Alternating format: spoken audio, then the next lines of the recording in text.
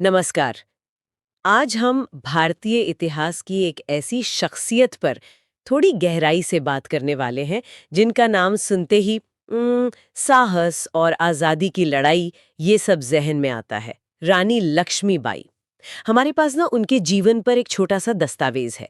तो इरादा ये है कि इस जानकारी के जरिए रानी लक्ष्मीबाई के जीवन, उनके सामने जो मुश्किलें आईं और हाँ, भारतीय इतिहास में उनकी जो जगह है, उसके कुछ खास पहलुओं को समझें।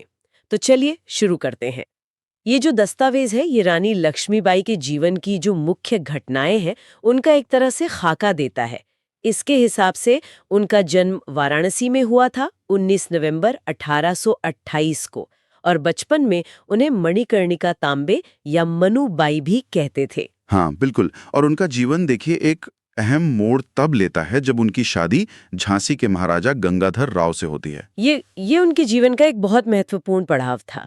इससे वो सीधे तौर पर शासन से जुड़ गई और यहीं से कहानी में एक बड़ा मोड़ आता है ना।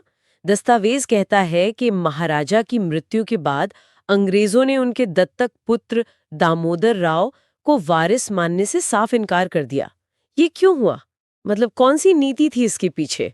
हाँ, ये अंग्रेजों की एक बहुत ही विवादास्पद नीति थी, जिसे कहते हैं डॉक्ट्राइन ऑफ लैप्स या वेबकत का सिद्धांत। संक्षेप में कहें तो इस नीति का मतलब था कि अगर किसी भारतीय शासक का अपना कोई पुरुष वारिस नहीं है, सगा बेटा नहीं है, हाँ। तो अंग्रेज उस राज्य को, मतलब ब्रिटिश ईस्ट इंडिया कंपनी, अपने साम्राज्य में मिला लेती थी। गोद लेने के अधिकार को वो मानते ही नहीं थे। अच्छा, जबकि वो तो हमारी परंपरा थी। बिल्कुल, ये भारतीय परंपराओं के एकदम उलट था। और देखिए, ये नीति लॉर्ड डलहौजी की जो विस्तारवादी सोच थी, उसका एक बड़ा हिस्सा थी। और इसी वजह से सतारा, नागपुर, संबल पर ऐसे कई राज्य अंग्रेजों ने हड़प लिए। और इससे ना पूरे भारत में राजाओं में बहुत गुस्सा और असुरक्षा फैली। समझ गया। तो झांसी का मामला भी इसी का नतीजा था। हाँ बिल्कुल, झांसी का मामला इसी नीति का सीधा परिणाम था। तो दस्तावेज के मुताबिक रानी ने फिर झुकने से इनकार कर दिया। उन्होंने साफ कहा, मैं अपनी झांसी नहीं दूंगी, और अंग्रेजों के खिलाफ उन्होंने हथियार उठा लिए। और इस तरह वो 1857 का जो सिपाही विद्रोह था, उसकी एक मुख्य हस्ती बन गई। हाँ, और ये फैसला आप सोचिए कितना असाधारण था उस वक्त। एक महिला शासक, और वो सीधे उस समय की सबसे बड़ी ताकत अंग्रेजों को चुनौती दे रही हैं। ये मामूली बात नहीं थी। ये उनके दृढ़ निश्चय को दिखाता है। और दस्तावेज में उनकी लड़ाई का जो जिक्र है, वो तो कमाल का है कि वो पुरुषों जैसे कपड़े पहनकर, हाँ, अपने छोटे बेटे को पीठ पर बांधकर, घोड़े पर बैठकर, दोनों हाथों में तलवार, इस तरह से लड़ती थीं। ये छवि तो आज भी मतलब सबके मन में है।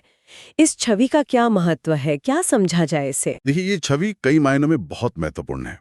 एक तो ये उनके अपने शौर्य और असाधारण लीडरशिप का प्रतीक है। दूसरा, ये उस समय के जो पारंपरिक लैंगिक भूमिकाएं थीं, उनको सीधी चुनौती थी। एक रानी का इस तरह युद्ध के मैदान में उतरना अपने आप में एक क्रांति थी। सही कहा।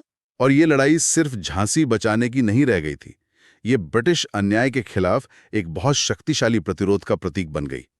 इसने दिखाया कि देशभक्ति और वीरता का किसी लिंग से कोई लेना देना नहीं है। वो सबके लिए प्रेरणा बन गई। लेकिन अफसोस की बात है कि इस वीरता भरे संघर्ष का अंत दुखद रहा।